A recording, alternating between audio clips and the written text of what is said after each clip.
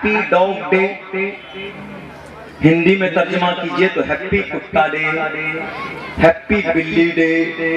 क्या पता कुछ दिन अगर भैंस भी खरीद करके लाएंगे तो कहेंगे हैप्पी भैंस डे, उसका भी कहीं ना कहीं शुरू कर दें। तो जितने भी हैप्पी न्यू ईयर मनाने वाले हैं, आपके घर में आपके गांव में कुत्ता है तो एक कुत्ते के गले में डाल दीजिए और सबको कहिए कि हैप्पी कुत्ता डे, आ जाओ लाएगा, सबको एकदम स्वागत कीजिए। बिल्ली आपके घर में है तो उसको भी खुश कीजिए, इसलिए कि जब रोमन कल्चर को अपनाना है तो पूरी तरीके पर अपनाएंगे।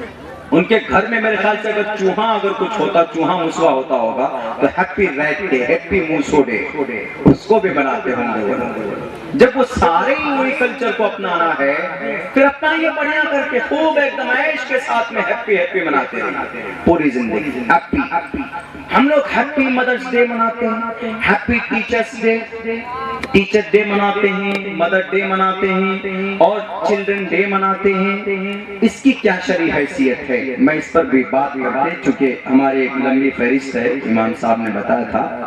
बस मैं चूंकि बस थोड़ी देर और रहकर, माइक आपकी इस लायक नहीं है कि तेज बोले जाए। अगर आज मैं जोर से बोल लूंगा तो कल भी मुझे बात करनी। शरई क्या हैसियत है, देखिए टीचर्स हम स्कूलों में ज्यादा मनाते हैं, टीचर्स डे मनाते हैं।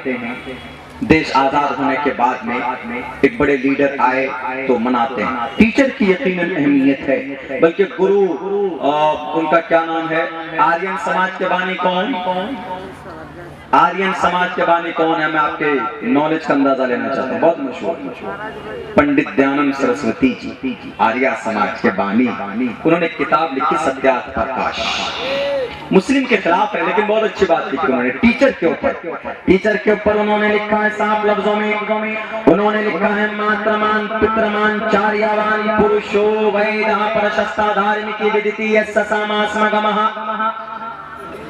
संस्कृत है। टीचर के सम्मान में लिखा है कि टीचर की कुर्बानी के बगैर कोई आगे नहीं जा सकता, लेकिन पर्टिकुलर उसको जरूरी समझकर करना, जरूरी समझकर उसको ये करना कि नहीं ये करना ही पड़ेगा, नहीं पढ़ेंगे तो गुनाह लिखेगा।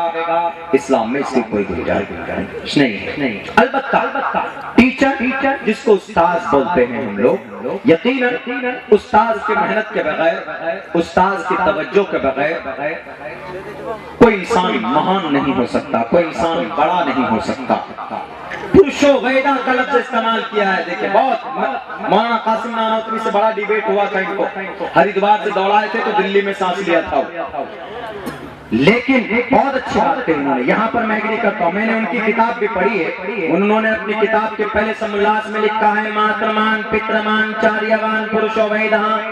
मात्रमान पितृमान, माँ पिता, इन दोनों की मेहनत अलग कीजिए। उनके बाद मात्रमान पितृमान चार्यवान, टीचर के लिए इस्तेमाल किया। चार्यवान, टीचर ना हो तो बच्चा निखर कर सामने आ ही नहीं सकता है, आ ही नहीं सकता है। टीचर ना, मदरसे का हो, मकतब का हो, स्कूल का हो, लेकिन इस टीचर को टीचर्स डे जरूरी समझकर मनाना, दिस इज कंपल्सरी। हमारे इस्लाम में इसकी गुंजाइश नहीं है। अलबत्ता भारत की तहजीब एक संस्कृति है, एक संवैधानिक उपाय है। अगर कोई मनाता है उस्ताद की फजीलत को बयान करने के लिए बहुत अच्छी बात। इसी तरीके पर हम लोग मदर्स डे मनाते, मदर्स डे यानी माँ के लिए खास दिन मनाते। मैं इस टॉपिक के ऊपर हमने बात की है, बहुत अच्छी तरीके से मैंने एक्सप्लेन किया। हमने कहा कि सिर्फ 365 दिन में एक दिन मदर डे मना लेने से आप कामयाब नहीं हो जाएंगे।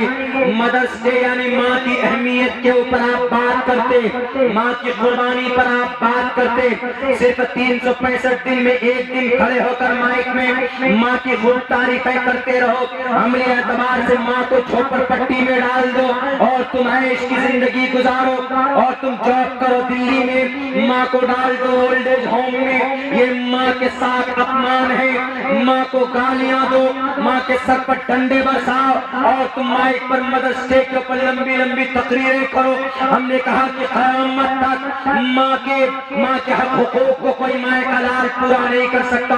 अल्लाह के नबी का फरमान है, अगर माँ को कोई बेटा पूरे कोई बेटा अगर सर पर रखकर अगर उसको जन्नत मस्जिद हरम के हरमैन शरीफैन के तवाफ कराए, मक्कतुल मुकर्रमा के काबतुल्लाह के, बल्कि पूरी जिंदगी कंधे पर बिठाकर उसको घूमता रहे, तो सिर्फ उस दर्द का हक अदा नहीं कर सकता जो दर्द माँ ने उस बेटे को पैदा करते समय में बर्दाश्त किया है, उस माँ का हक अदा नहीं हो सकता। तो तुम लोग मदर्स डे मनाकर सिर्फ 365 दिन में 5 घंटे का प्रोग्राम करके माँ के लिए तुम उनको सम्मान देना चाहते हो। उनका सही सम्मान जब है जब तुम उनके कहने पर कि उठो तो उठो, बैठो तो बैठो।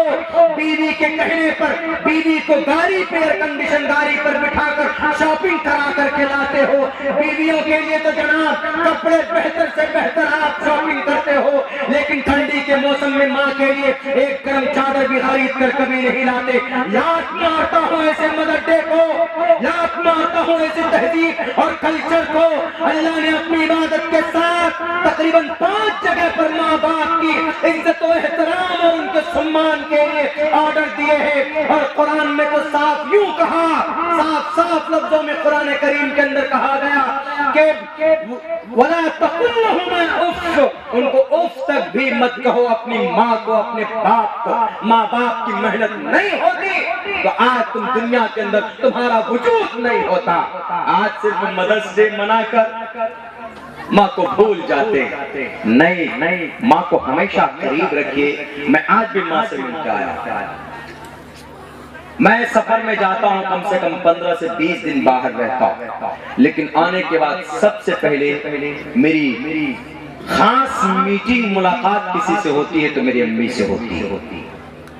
क्यों? मुझे याद है, माँ तो है ही है, लेकिन दुनियावी एतबार से उन्होंने जो हमको पढ़ना सिखाया माँ ने, मुझे याद है आज भी वो किताब मुझे याद है जो माँ ने हमको कायदा बगदादी, वो प्लास्टिक का रेड कलर का, उस वक्त में शायद 5 पैसे का या कुछ ऐसे ही वो किताब मिल जाती थी। वो किताब पढ़ते थे, याद नहीं होता था अलिफ पेश ओ, तो हम बोलते थे अलिफ पेश ओ।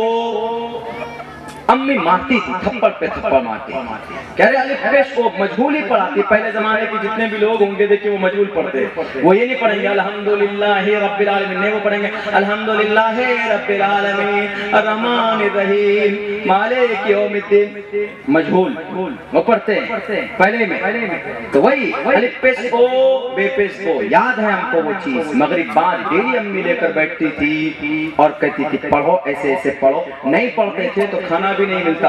कभी कभी सोचते थे अच्छा अम्मी तो बड़ा विलन बनी हुई है ही, रोते भी थे, गुस्सा भी आता था, अंदर से गाली भी देते थे, लेकिन अंदर ये सोचते थे कि अब्बा आएंगे, अब्बा आने के बाद में देखना अम्मी को डांटेंगे खूब ये, लेकिन अब्बा आकर उनसे बड़ा डॉन बन जाते थे। अब्बा के कहते थे सबक सुनाया नहीं, इसको कल तक खाना मत खाना, और निराश हो जाते थे। हमने कहा कि एक तो अभी परेशान, एक से तो निकले नहीं, दूसरे और आगे। वो सिर्फ वो सख्ती इसलिए थी कि ताकि हम कुछ पढ़ लें, उनकी मेहनत थी। हमने नाजरा पढ़ना सीखा अपनी अम्मी से, इसीलिए पंडित दयानंद सरस्वती जी को अपनी माँ का शायद प्यार बहुत मिला होगा, इसलिए उन्होंने लिखा मातृमान सबसे पहला, एक पुरुषो वैदा, एक महान इंसान को बनाने के लिए मातृमान सबसे पहले माँ की तरबियत जरूरी है। हमारी माँ कान में तो लीड ले लेते, सामने मोबाइल, एकदम मोबाइलों में बैठे रहेंगे। बच्चा चाय मांग रहा है, बच्चे को क्या जरूरत है, कुछ नहीं, जाओ तुम अभी जरा हम देख रहे हैं वेब सीरीज देख रहे, बैठे जाओ, मोटिवेशन स्पीच देख रहे, जाओ क्या करना। और देख रहे हैं कि वो मैडम पादुकोण ने कौन सा कपड़ा पहना है, बिकनी कैसी पहनी, इसी में लगे रहते। नहीं, you are a first teacher, you are a first great person of your child and children.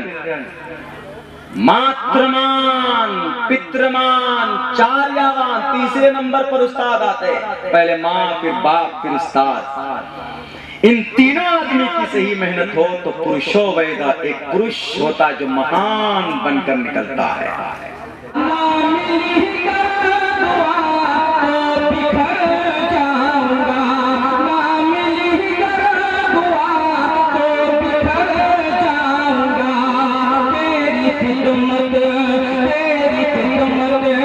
जन्नत मिलेगी